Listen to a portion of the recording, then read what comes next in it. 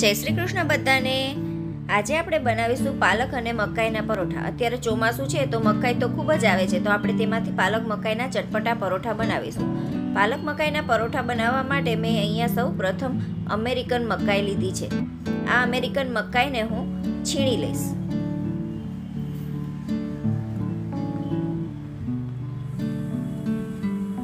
મકાઈને કાચી જ છીણવાની છે।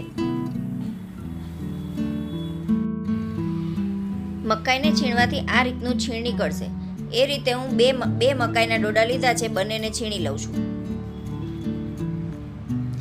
અહીંયા મેં એક જોડી પાલકની લીધી છે, તેને મેં ધોઈ લીધી છે। હવે એને આપણે ઝીણી ઝીણી સમારીશું।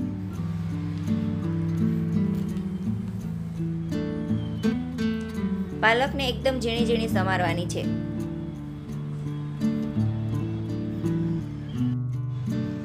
અહીંયા મેં બંને મકાઈને છીણી લીધી છે।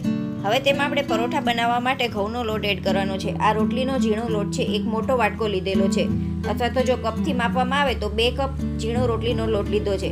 તેમાં અડધો કપ ભાખરીનો કકરો લોટ એડ કરવાનો છે। હવે તેમાં આપણે 3 ટેબલ સ્પૂન જેટલી આદુ મરચાં અને લસણની પેસ્ટ એડ કરીશું।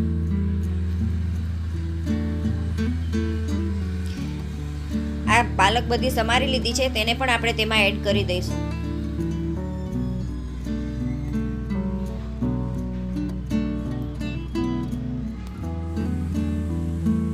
હવે મસાલા માટે આપણે તેમાં 1 થી 1.5 ચમચી લાલ મરચું પાવડર, અડધી ચમચી હળદર,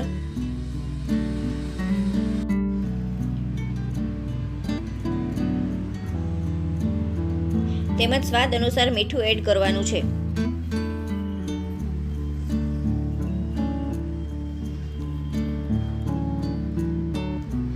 અહીંયા મોણ માટે ઘરની મલાઈનું મોણ નાખવાનું છે। આપણે તેમાં 1 થી 1.5 ચમચી ઘરની મલાઈ નાખશું। તેમાં તેલનું મોણ નાખવાનું નથી।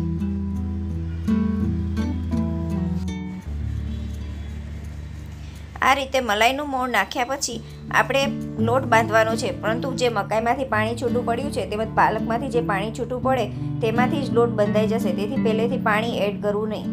જો જરૂર લાગશે તો છેલ્લે 1 ચમચી પાણી એડ કરીશું। લોટને આ રીતે પાણી વગર જ બાંધવાનો છે।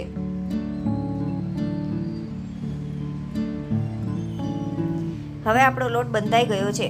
લોટ સેજ કડક લાગે છે, તેથી આપણે તેમાં 1 ચમચી પાણી એડ કરીશું અને બધું સરખું મિક્સ કરી લઈશું।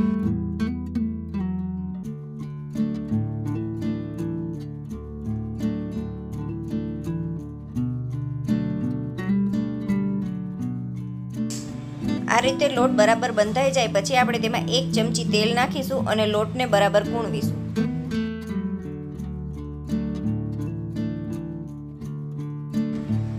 હવે આપણો લોટ કૂણવાઈ ગયો છે।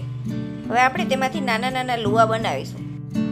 પરોઠા શેકાઈ જાય પછી પણ ઉપર એક સિક્રેટ મસાલો એડ કરવાનો છે, જેનાથી આપણા પરોઠા એકદમ ચટપટા બનશે।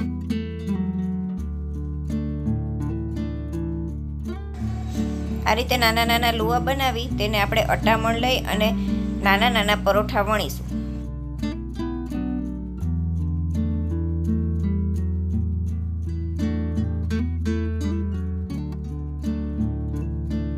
આ પરોઠાને નાની સાઈઝના જ વણવાના છે। અહીંયા લોઢી ગરમ થઈ જાય પછી આપણે પરોઠાને ધીમા તાપે શેકવાના છે। ત્યાં સુધીમાં આપણે બીજું પરોઠું પણ વણી લઈશું। પરોઠાને આ રીતે મીડિયમ થીક વણવાનું છે, એકદમ પતલું કરવાનું નથી। હવે અહીંયા આપણે બાજુમાં બીજું પરોઠું પણ સાથે સાથે શેકી લઈશું।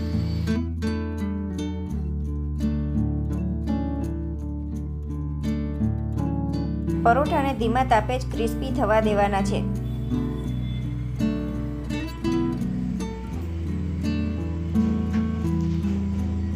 પરોઠા બંને બાજુ થોડા થોડા શેકાઈ જાય પછી આપણે તેમાં 1 ચમચી તેલ એડ કરી અને તેલની સાથે પરોઠાને શેકીશું।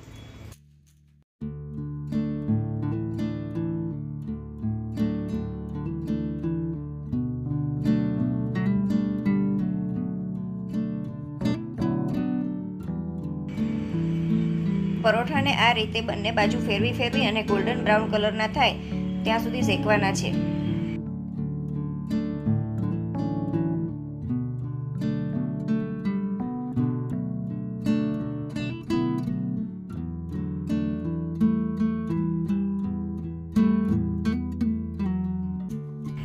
અહીંયા આપણા પરોઠા શેકાઈ ગયા છે. હવે આપણે પરોઠાને સર્વ કરવા માટે એની પહેલાં ઉપર ચાટ મસાલો સ્પ્રિંકલ કરવાનો છે. ચાટ મસાલો સ્પ્રિંકલ કર્યા પછી આપણે તેની ઉપર ચીઝ છીણીશું. આ પરોઠાને સોસની સાથે સર્વ કરવામાં આવે તો એકદમ ટેસ્ટી લાગે છે. જો તમને મારી રેસીપી ગમી હોય તો મારા વિડીયોને લાઈક તેમજ શેર કરો તેમજ મારી ચેનલને સબસ્ક્રાઈબ કરો. Thank you.